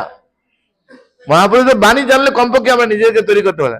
ছোটবেলা আমরা শিখেছিলাম ঈশ্বরে বিশ্বাস করো, ঊর্ধ্বমুখী পথ চলিও না, ঋষি বাক্য শিরোধার্য, সকালে উঠিয়ে আমি মনে মনে বলি সারাদিন আমি যেন ভালো হয়ে চলি, আদেশ করেন যা মোর গুরুজনী, আমি যেন সেই কথাগুলি সব উঠে গিয়েছে এখন আধুনিক সমাজের পাল্লায় পড়ে, চাপে পড়ে। তাই সমাজ কি করে এগোবে? সেই জন্য ছিল প্রভুপাদ কৃপা করে ইসকন গড়ে তুলেছেন। আজকে দীপ্ত কণ্ঠে ইসকন সবাইকে একত্রিত করছে। কিসের মাধ্যমে? আমাদের এই গীতা ভাগবতের মাধ্যমে। সেই জন্য দেখুন এই একটা শ্লোকের মধ্যে কত তত্ত্ব রয়েছে। তাৎপর্য বলে তো আরো অনেক কিছু পাবো। সেই জন্য ভগবান দাবি করেছেন এখানে, যেহেতু সবকিছুর মালিক হচ্ছে আমি, তাই সবকিছু আমাকে সমর্পণ করো। যদি তুমি আমাকে সমর্পণ করো না করো তাহলে কি হবে? আরে না করলে তোমাকে একদিন সব আমি তোমাকে মৃত্যু দিয়ে তোমাকে সব আমি তোমার কাছে ছিনিয়ে নেব। মৃত্যু সর্বস্ব হরণ চাহম অদ্ভুতস্য ভবিষ্যতাম, এই গীতার কথা। মৃত্যু রূপে তোমার সবকিছু আমি ছিনিয়ে নিব, আর একটু তোমাকে হাত দিতে দেব না। আমি দেবে না, এখন তোমার মৃত্যু রূপে তোমার সবকিছু আমি ছিনিয়ে নিব। যখন মরে যাব আমরা, তখন কি একটা সুতো নিয়ে যেতে পারবো? কিচ্ছু নিয়ে যেতে পারবো? কিচ্ছু না। তাই বুদ্ধিমান ব্যক্তির কর্তব্য হচ্ছে যে তার আগে থেকে ভগবানকে সবকিছু সমর্পণ করে দিই। ভগবানকে সমর্পণ করে দিলে কি আপনি না খেয়ে মরবেন? না খেয়ে মরবেন? ভগবান এত নিষ্ঠুর নন। আমরা এমনি ভগবানকে কিছু থ্যাংক ইউ জানিস না, প্রতিদিন ভগবান আমাদের অক্সিজেন দিয়ে যাচ্ছেন। এই লাইটের আলো জ্বলাচ্ছে, প্রতি মাসে বিল আসে 50-60 হাজার টাকা করে। এক মাস যদি বিল নাই ওয়ার্নিং আসবে, দ্বিতীয় মাস বিল না দিয়ে লাইন কেটে দেবে। আর প্রতিদিন ভগবান সূর্য উঠিয়ে দিচ্ছেন, একটা হ্যালোজেন জ্বালিয়ে দিচ্ছেন আমাদের জন্য, কত আলো দিচ্ছে এখানে। আজ পর্যন্ত কাউকে বিল পাঠিয়েছেন? কাউকে পাঠিয়েছেন? এখন আমাদের প্রতিদিন জল কিনে খেতে হচ্ছে। ভগবানের জল নিয়ে আমরা বিজনেস করছি। চিন্তা করে দেখুন। তবুও ভগবান জল দিয়ে যাচ্ছেন আমাদেরকে, যা বিজনেস করে, ঠিক আছে বেটা, যা খা, অসুবিধা নেই। মানা করেছেন কখনো? আর সেই জলও আমরা দূষিত করে ফেলছি আর্সেনিক করে। ভিতরে সব পায়খানা সব ঢুকিয়ে দিয়ে, সব ট্যাঙ্ক করে সব ভিতরে ঢুকিয়ে দিচ্ছি, আর সেখানে সব আর্সেনিক হয়ে যাচ্ছে। তবু ভগবান আমাদের প্রতি নারাজ নয়, কেননা তিনি হচ্ছেন পরম পিতা, প্রকৃত পিতা। তমেব মাতা তমেব পিতা তমেব বন্ধু তমেব সখা। ভগবান সব, যেহেতু তিনি পরম পিতা। আর পুত্র সন্তান যদি দুষ্ট হয়, রিয়েল পিতা মাতা কখনো সন্তানের প্রতি বিরূপ হয় না, সর্বদা তার কল্যাণ কামনা করে। ভগবান সর্বদা আমাদের কল্যাণ কামনা করেছেন, আর কল্যাণ কামনা করেই তিনি নিজে এসে ভগবত গীতার জ্ঞান বিতরণ করে দিয়েছেন।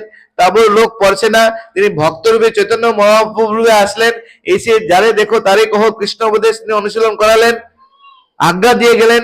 তবু লোক গ্রহণ করছে না। তিনি প্রভুপাদকে পাঠালেন, ভক্তি সিদ্ধান্ত সাহা ঠাকুরকে পাঠালেন, ভক্তিবিনোদ ঠাকুরকে পাঠালেন। তারাই এসে এই সমস্ত মঠ মন্দির স্থাপন করে আমাদেরকে জাগ্রত করাচ্ছেন।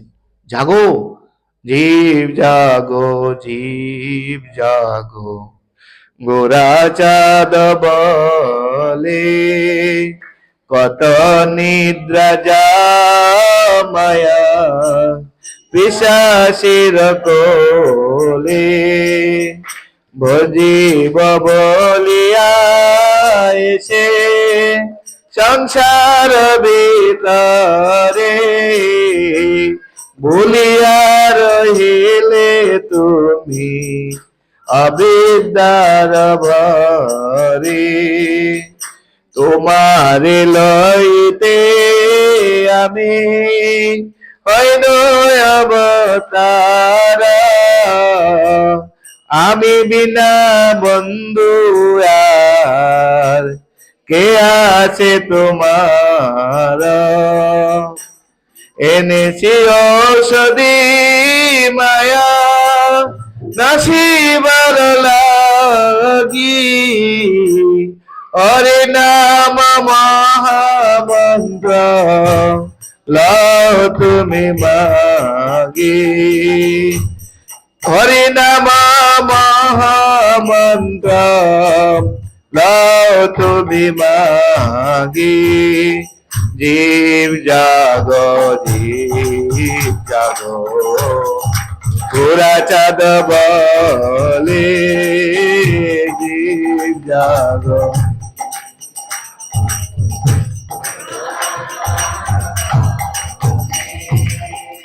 হরে কৃষ্ণ কৃষ্ণ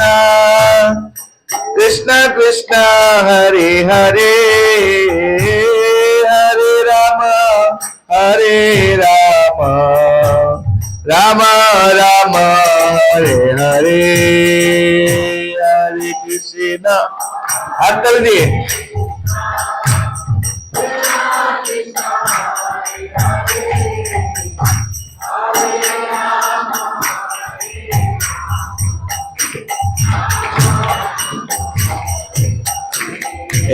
हरे कृष्णा कृष्ण कृष्ण हरे हरे, हरे राम राम राम हरे हरे, हरे कृष्णा कृष्ण कृष्ण कृष्ण हरे हरे,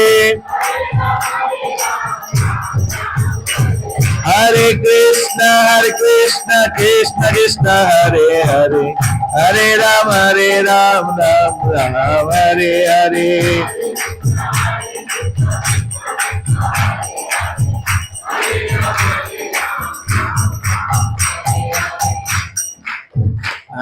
এনেছি ঔষধি মায়া নাশিবার লাগি, হরির নাম মহামন্ত্র লও তুমি মাগি।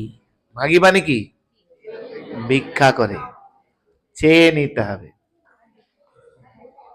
যদি না চাই কিন্তু হবে না। ভগবান কৃষ্ণ এটা অদ্ভুত, আমাদের ভগবান কত করুণাশীল একটুখানি বিচার করে দেখবেন। বাইবেল, কোরআন, অন্যান্য গ্রন্থে যদি তুমি বাইবেল না মানো তাহলে তোমার পাপ হবে, হ্যাঁ কি না? তাই কমপক্ষে তোমাকে রোববারে গির্জায় আসতেই হবে, এসে তোমাকে স্বীকার করতে হবে আমি পাপ করেছি, আর তোমার আয়ের কিছু অংশ দান করতে হবে। যে আল্লাহকে মানে না সে কি কাফের এরকম বলে, কিন্তু গীতা দেখুন আপনি, বুঝার বিষয়। ভগবান কত রিভলের, হে অর্জুন আমি তোমাকে সব বলেছি কোনটা ঠিক কোনটা ঠিক নয়, যতস্যসি তথা করু, তোমার যা ইচ্ছা তাই করো, চাপিয়ে দেননি। এক মুসলিম আছে স্কলার, ওনার ইন্টারভিউ শুনছিলাম আমি, ভগবত গীতা সম্বন্ধে ওনার মন্তব্য যে গীতা কত লিবারেল, যে অন্যান্য জায়গাতে চাপিয়ে দেওয়া হয়েছে এটা করতেই হবে, না হলে আচ্ছা একটার মধ্যে ক্লাস শেষ করতে হবে। খিদে লেগেছে আপনাদের? শেষ করবো আরেকটু হবে? আচ্ছা, যাদের খিদে লেগেছে তারা আপনারা যেতে পারেন আমাদের প্রসাদম হলের দিকে, প্রসাদম রেডি আছে, আর একটার মধ্যে ক্লাস শেষ করতে বলছেন। যদি আপনারা শুনতে চান তাহলে আরেকটু বলবো, ঠিক আছে? ওকে, হ্যাঁ, না না না না, রিভালের আমলা আমরা, ভগবান যেরকম নিরপেক্ষ আমরা নিরপেক্ষ। তো কেউ যদি খিদা লাগছে আপনি যেতে পারেন, স্বাধীন আপনি। আপনি যদি শুনতে চান ঠিক আছে, খাবার তো প্রতিদিনই খাই রে ভাই, আজকে একটু হরি কথা শুনে যাই, আবার সেই 1 বছর পরে বহুরা নিমন্ত্রণ করবেন তখন আসবো।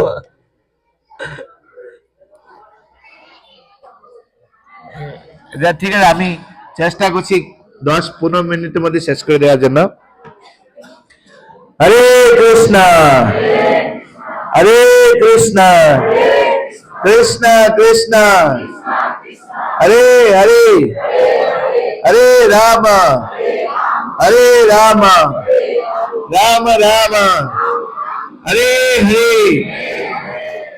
ভগবান কত লিবারাল দেখুন, অর্জুনকে সব ধরনের জ্ঞান দিয়েছেন।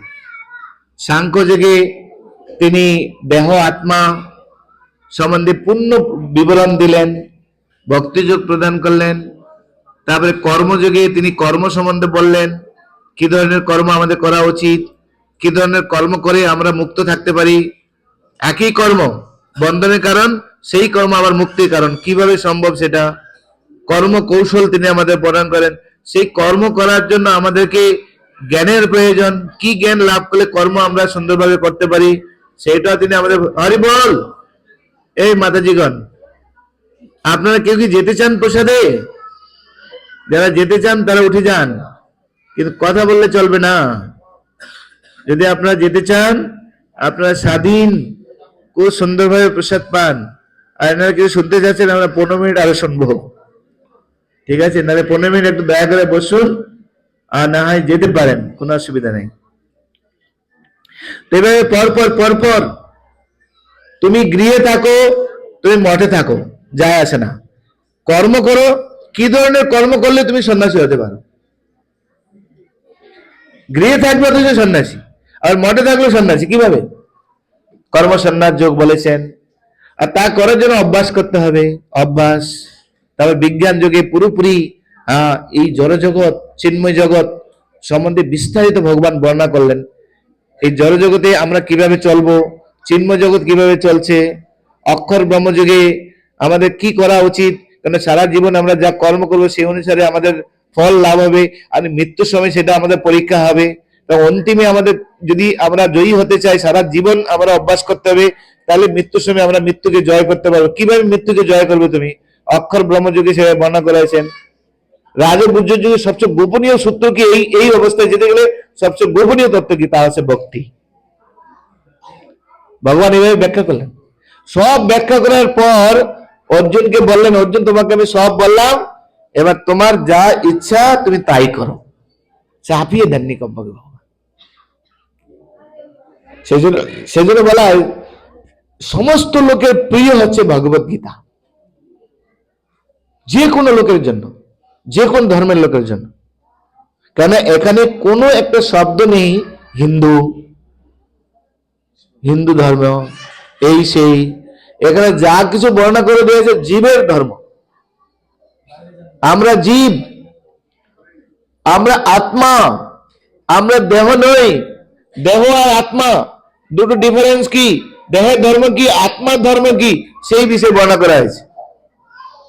এখানে পুরোপুরি সেই বিষয়ে বর্ণনা করা হয়েছে। এগুলো আমাদেরকে বুঝতে হবে জিনিসগুলি। সেই জন্য গীতা যে পড়বে তার আধ্যাত্মিক চেতনা জাগ্রত হবে, সে যেই হোক না কেন। আপনারা জানেন অরঙ্গজেবের ভাই নাম কি? দারাশেখো। দারাশেখো গীতা ভাগবত বেদ উপনিষদ পড়ে তার চিত্তকে আকর্ষণ করেছিলেন, যদিও তাকে গলা কেটে দেওয়া হয়েছে। আমরা দেখি সেটা। একটু বসুন, একটু বসো, ঠিক আছে? আমার 5 মিনিট আসবে। সেই জন্য ভগবত গীতা পড়ুন, আর ভগবানের মতো এরকম সুযোগ, এত সুন্দর সুযোগ দিয়েছেন কৃষ্ণ, সেটাকে গ্রহণ করা উচিত। তো অর্জুনকে ভগবান স্বাধীনতা দিলেন, তুমি কোনটা গ্রহণ করো তুমি সিদ্ধান্ত নাও। অর্জুন কি করলেন? না না প্রভু, আমি নিজে সিদ্ধান্ত গ্রহণ করতে গেলে আমি প্রথমে দুর্বল হয়ে গেছিলাম। এখন আমি বুঝতে পেরেছি আমার কি করা উচিত, কি করা উচিত নয়। তা আমি এখন তোমার যা নির্দেশ সেইভাবে আমি কাজ করব। নষ্ট মহ স্মৃতির লব্ধা তৎপ্রসাদাৎ ময়াচ্যুত স্মিত অস্মি গত সন্দেহ করিষ্যে বচনম তব। তাই হে প্রভু তুমি বলো আমাকে কি করতে হবে। তাই ভগবানের নির্দেশে অর্জুন তখন কাজ করলেন, আর যুদ্ধজয়ী হলেন। তাই ভগবত গীতার শ্রেষ্ঠ শ্রোতা হচ্ছেন অর্জুন, শ্রেষ্ঠ স্টুডেন্ট হচ্ছেন অর্জুন। তাই অর্জুন ভগবত গীতাকে যেইভাবে গ্রহণ করেছেন সেইভাবে আমাদেরকে ভগবত গীতা গ্রহণ করতে হবে। অর্জুন প্রথম অধ্যায়ে কত নীতি বাক্য বর্ণনা করলেন, প্রথম অধ্যায়ে কত নীতি বাক্য বর্ণনা করলেন। সেজন্য বলা আছে ধর্মের জন্য সব কিছু বর্জন করা যায়, হ্যাঁ কি নয়? কিন্তু সবকিছুর জন্য ধর্ম ত্যাগ করা যাবে না। আর সেই নীতি অর্জুনের মাধ্যমে ভগবান শিখালেন। এই হচ্ছে ভগবত গীতার বৈশিষ্ট্য। তাই ভগবত গীতা মানুষের আধ্যাত্মিক চেতনাকে জাগ্রত করে, তার এক দিব্য মনুষ্যত্ব তাকে প্রদান করে। যেন এই শ্লোক ভগবান কত সুন্দর প্রতিজ্ঞা করেছেন, যদি সবকিছু তোমরা আমাকে সমর্পণ করো, তা আমি প্রতিজ্ঞা করছি তোমাকে এই মৃত্যুর সংসার থেকে আমি তোমাকে রক্ষা করব। এত সত্ত্বেও আমরা তো সমর্পণ করতে পারবো না। কয়জন আছেন আপনার গাড়ি বাড়ি টাকা পয়সা ধন সম্পদ স্ত্রী পুত্র পরিবার সব ভগবানের জন্য দিয়ে দিবেন? হাত তুলুন। আবার বলিতে প্রভু আর কিছু নাই। ঠিক আছে, কে আছেন বলুন, হাত তুলুন। ও, একজন হাত তুলেছে বাবা, দেখো ওই বাচ্চা ছেলে হাত তুলেছে। তো ভগবান জানেন আমাদের অবস্থা, তার জন্য পরের শ্লোকে বলছেন জানি তোমাদের অবস্থা কি হবে। মজ্জেব মন আদেশ ময়ী বুদ্ধি নিবেশ নিবেশেছি মজ্জেব রসংশয়। ভগবান ওই শ্লোকে বলছেন অতএব তুমি আমাতেই মন সমাহিত করো, আমাতেই সমস্ত বুদ্ধি অর্পণ করো, তারপরে তুমি সর্বদা আমার নিকটে বাস করবে। কিন্তু আমরা ভগবানের কাছে যেতে চাই না, আর ভগবানও আমাদেরকে ছাড়তে চায় না। এই সামঞ্জস্য কি করে হবে? ঠিক আছে, সবকিছু যখন দেবে না, তাই কিছু সার দিই তোমার জন্য। কি সার দিচ্ছেন আমরা দেখি। অত চিত্তম সমধাতুম নশুক্নসি ময়ী স্থিরম অভ্যাস যোগন ততমাম ইচ্ছা তুম ধনঞ্জয়। হে ধনঞ্জয়, তুমি যদি স্থিরভাবে সবকিছু আমাকে সমাহিত করতে সক্ষম না হও, কমপক্ষে একটু চেষ্টা করো। অভ্যাস যোগের দ্বারা কমপক্ষে একটু চেষ্টা অভ্যাস করো। ঠিক আছে, সবটা দিলাম না, 500 টাকা দিলাম, 1000 টাকা দিলাম, 2000 টাকা দিলাম, তা দিলে কি হবে? এখানে আসবো, প্রভুরা একটা করে কি করবে, ম্যাগাজিন দিবে আমাদেরকে। প্রতি মাসে একটা করে ম্যাগাজিন পান তো একটা করে ম্যাগাজিন পাবো। ম্যাগাজিন পেলে বলবো, পড়বো, আধ্যাত্মিক কথা শুনবো, ভক্ত সঙ্গে আসবো, ক্যালেন্ডার দেওয়া হবে, প্রতি রাধামাকে একবার ডায়েরি দেওয়া আছে, ওখানে সব জগন্নাথের সব ফটো লেখা আছে। এটা এবার এখানকার ডায়েরি করা হয়েছে। ওই ডায়েরির ভিতরে আপনার পুরো জগন্নাথের ছবি আছে, সবকিছু আছে। এইসব দেখে দেখে মাঝে মাঝে আর একটু দেখে আসি জগন্নাথকে। বছরে একবার, প্রভুরা তো বছরে একবার রাতকে যাই। মাঝে মাঝে আমরা উৎসবে নিমন্ত্রণ করবো, উৎসব খাওয়ার জন্য এখানে আসবো, ভক্তের সঙ্গে কথা হবে। কথা হতে হতে হতে হতে হতে হতে হতে হতে একদিন দেখবো হাতে জপমালা উঠে গেছে। জাগ্রত হবে, এই দেওয়ার অভ্যাস তৈরি করতে হবে। অভ্যাস বললে অনেক কিছু বলতে হয়, তাহলে বুঝার জন্য। এক বুড়িমা ছিল, খুব কিপ্টে, কাউকে কিছু দেয় না, সব নিতে চায় সবসময়। এক সাধু বাবা প্রতিজ্ঞা করেছেন এই বুড়িমার কাছ থেকে আমি কিছু নেবই, নিয়ে ভগবানের সেবায় লাগাবো। তো ভোরবেলা সাধু বাবা ভিক্ষাম দেহি মায়া ভিক্ষাম দেহি, আর ওই সময় ওই ঘর ঝাড় দিচ্ছিলেন। আর যখন শুনছি যে ভিক্ষাম দিই, ওই ঝাড়ুটা দিয়ে মানে দৌড়িয়ে গিয়েছে মারার জন্য, সাধু বাবা পালিয়ে চলে গিয়েছে। বাঁচলাম। তো পরের দিন ভগবান গেছে, প্রভু আজকে যেন আমি সফল হই, কিছু যেন নিয়ে আসতে পারি। তো পরের দিন গিয়েছেন, আবার সেম থিং, নাসর বন্ধে সাধু বাবা। তারপরের দিন আবার গিয়েছেন, তখন ঘর লিপছিলেন। তো পরের দিন এসে পালিয়ে যাচ্ছেন। নেকড়াটা ফেলে দিলে কোনো যায় আসে না, ঝাড়ু ফেলে দিলে আবার কিনতে হবে, আর নেকড়াটা ফেলে দিলে আবার পুরোনো কাপড় দিয়ে আবার নেকড়া বানিয়ে নিতে পারবো। নেকড়াটা দিয়ে ছুরি মেরেছে, যেই ছুরি মেরেছে সাধু বাবা ধরে নিয়েছে। বলছে বাহ, আজকে তো কমপক্ষে কিছু ছুড়ে দিল বাবা। ঠিক আছে, ওই ন্যাকড়াটা নিয়ে বাড়িতে গিয়ে মন্দিরে গিয়ে ভালো করে পরিষ্কার করে ধুয়েছেন, গরম জলে ধুয়েছেন, ধুয়ে শুকিয়েছেন, শুকিয়ে এটাকে টুকরো টুকরো করে কেটেছেন, কেটে ওটাকে সোলতা পাকিয়েছেন, সোলতা পাকিয়ে তেল নিয়ে প্রদীপ জ্বালিয়ে ভগবানকে দেখাচ্ছেন, হে প্রভু ওই বুড়িমা এই ন্যাকড়াটা দিয়েছিল, সেই ন্যাকড়া দিয়ে সোলতা বানিয়ে আমি তোমাকে প্রদীপ দেখাচ্ছি, আপনি কৃপা করে এই বুড়িমার প্রদীপটা গ্রহণ করুন আর তাকে আশীর্বাদ করুন, এইভাবে যেন দেওয়ার।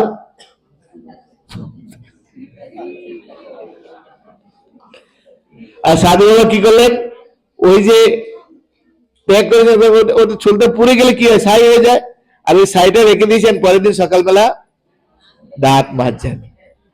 আর ভগবান কাছে প্রার্থনা করেন, আহা বুড়িমা কত সুন্দর, আজকে কিছু তো দিলেন, ভগবানের সেবা লাগে না, আমি সেটা ব্যবহার করেছি।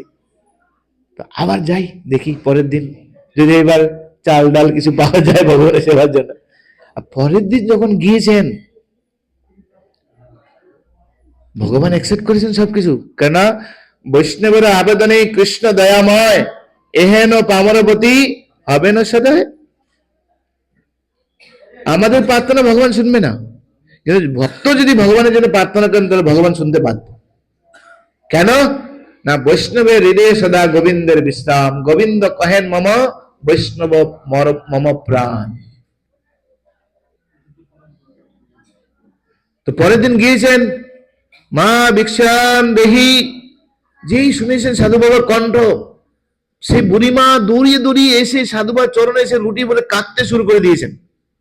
হায় হায়, আমি কিরকম পাষণ্ডী, যে একদিন ঝাঁটার বাড়ি নিয়ে এলাম, তারপর দিন আপনি আসলেন, তারপর দিন ঝাঁটার বাড়ি নিয়ে গেলাম, আপনি আসলেন, তারপরে আপনার নেকটা ছুড়ে দিলাম, তবু আপনি কিছু মনে করলেন না, আবার আজকে আপনি আমার দোয়ারে এসেছেন। আপনি কত মহান, আমি কত পাপী, আমাকে রক্ষা করুন, আমাকে, আমি যত অপরাধ করেছি তার কোনো শেষ হয়। বলে না মা না, তোমার সেই নেকড়া দিয়ে আমি ভগবানের সেবা লাগিয়েছিলাম বলে তোমার এই চিত্ত পরিবর্তন হয়ে গেছে, আর চিন্তার কোনো কারণ নেই, তুমি এখন ভগবানের সেবা শুরু করে দাও।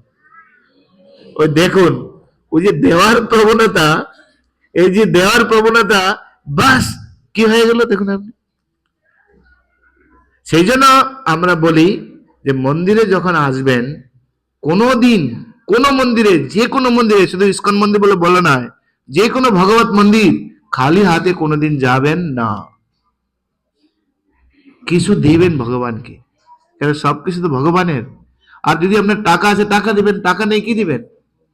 একটা তুলসী পাতা নিয়ে আসুন না, রাস্তায় কত তুলসী পাতা পড়ে আছে, গাছ, যেখানে খুশি তুলসী গাছ পাওয়া যায়, তুলসী পাতা ছিঁড়ে নিয়ে এসে পূজারীকে দেন, প্রভুর চরণে দেবেন। বাড়িতে ফুল পাওয়া যায়, গাছে ফুল পাওয়া যায়, ফুল ছিঁড়ে নিয়ে আসুন। খালি হাতে আসবেন না কখনো মন্দিরে। এটা আমরা ছোটবেলায় শিখতাম, ছোটবেলা মা শিখিয়েছিলেন, তখন আমরা ভক্ত হয়নি। সাধু আসলো, আমাদেরকে খালি হাতে সাধুকে প্রণাম করে দিতেন না, 5 টাকা হাতে ধরে দিতেন, প্রণাম করে আয়। আমরা এগুলো করেছি। এখনো মারোয়ারি সমাজে এটা আছে, কিন্তু আমরা দেখি মায়াপুরে যখন মারোয়ারির বাচ্চারা যায়, ওই বাবা কি করে টাকা দেয়, যা প্রণামী বক্সে দিয়ে আয়, ছোটবেলা থেকে শিখায়। তা আমাদেরকে শিখাইতে হবে, টাকা আমরা যদি না জানি শিখাবো কি করে? এই যে ভগবান বলছেন, আরে দেওয়ার জন্য কমপক্ষে অভ্যাস কর। না না, আমি ওই মঠ মন্দিরে যেতে পারবো না বাবা, সেখানে গিয়ে লম্বা লাইন, খেতে যাব লম্বা লাইন, আমি ঘরে থাকবো। কি আর কোনো উপায় আছে কিনা বলুন? ওকে, চিন্তার কারণ নেই। ভগবান বলছেন, পরের শ্লোকে ভগবান সব ডিসকাউন্ট দিচ্ছেন। ভগবান কৃষ্ণ কত কি বলে দেখুন, আমি আসতে পারবো না এখানে, ঠিক আছে, তা কি করবেন? অভ্যাসে অভি অসমর্থ হসি মত কর্ম প্রভাব ভব মদর্থম অভি কর্মানি করবেন সিদ্ধি অভাব শশী। এমনকি যদি তুমি অভ্যাস করতে অসমর্থ হও, তাহলে আমার জন্য কিছু কর্ম করো। অভ্যাস করতে পারবে না দেওয়ার জন্য, ঠিক আছে, আমার জন্য কিছু কর্ম করো। মন্দিরে আসুন, এসে একটু ক্লিনিং করে দেন, প্রভুকে বলুন নেকড়াটা দেন তো, আয়নাগুলিকে একটু পরিষ্কার করি আমি। সেই নিয়েটা নিয়ে এসে নেকড়া করুন। যদি আপনি দীক্ষিত ভক্ত আছেন, এসে মন্দিরে এসে একটু সবজি আমান্য করে দিয়ে যান। যদি ব্রাহ্মণ দীক্ষিত হন, পূজারী ডিপার্টমেন্টে এসে ভগবানের যে এখন ভোগ লেগেছে, আরতি প্লেট সবকিছু আছে, একটু পরিষ্কার করে দিয়ে চলে যান। মন্দির বন্ধ হবে, এখানে একটু ক্লিনিং করে দিয়ে যান। যখন ক্লাস শেষ হয়ে যাবে, এগুলো একটু আসনগুলো একটু গুটিয়ে দেন। ভগবানের জন্য কর্ম। যদি আপনি ফুলের গাছ সম্বন্ধে জানেন, সপ্তাহে একদিন এসে ফুলের ফুলের ফুলের গাছগুলোকে ভগবানের যত্ন করেন। এই ফুল গাছগুলি কি কোথায় যাচ্ছে? ভগবানের চরণে সেবা লাগছে,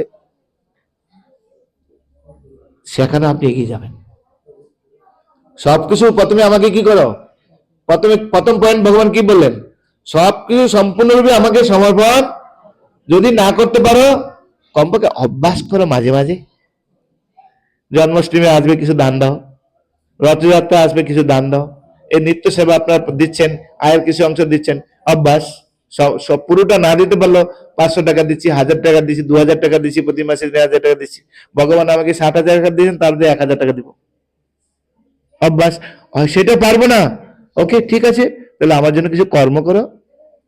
এই কর্ম আছে এরকম, বুঝে গেল? প্রভু আমার শরীর খারাপ, কোমর ব্যথা, নিচু হয়ে ঝাড় দিতে পারি না, বাসনও মাজতে পারবো না, কি করব? চিন্তার কারণ নেই। পরের শ্লোক, ভগবান ছাড় দিচ্ছেন মাঝখানে, প্রথমে আর লাস্টে জিনিসটা মনে রাখবেন। স্যার দিচ্ছেন পরেরটা, আমি শ্লোক পড়েছি না, আমি অনুবাদ পড়ছি। যদি আমার জন্য কর্ম করতে শুধু অসম্মত হও, তবে আমাতে সমস্ত কর্মের ফল অর্পণ করো, আমাদের কর্ম সমর্পণ করো। তোমার যত কর্ম আছে তুমি আমার জন্য করো, সমস্ত কর্ম আমার জন্য করো। আচ্ছা, সেটা আপনি করতে পারবেন না। তুমি যদি এই প্রকার অভ্যাস করতে সক্ষম না হও, তাহলে জ্ঞানের অনুশীলন করো, জ্ঞানের দ্বারা বুঝার চেষ্টা করো, যেমন কর্ম তেমন ফল। তাই কি কর্ম করব, কি কর্ম করবো না, সেটা চিন্তা করো। জ্ঞান কর্ম থেকে ধ্যান শ্রেষ্ঠ। জ্ঞান অনুশীলন করতে করতে ধ্যান করে চেষ্টা করো, ধ্যান থেকে কর্মফল ত্যাগ শ্রেষ্ঠ। কর্মফল ত্যাগ করো, যা আমাকে দেবে না, ঠিক আছে, কমপক্ষে ওই কি বলে শীতের দিনে কিছু কম্বল বিতরণ করো, ঠিক আছে। গ্রীষ্মকালে বাতাসে জল অর্পণ করো, গ্রীষ্মকালে প্রচুর রৌদ্র, তাপ, উত্তাপ, জলছত্র খুলে দাও।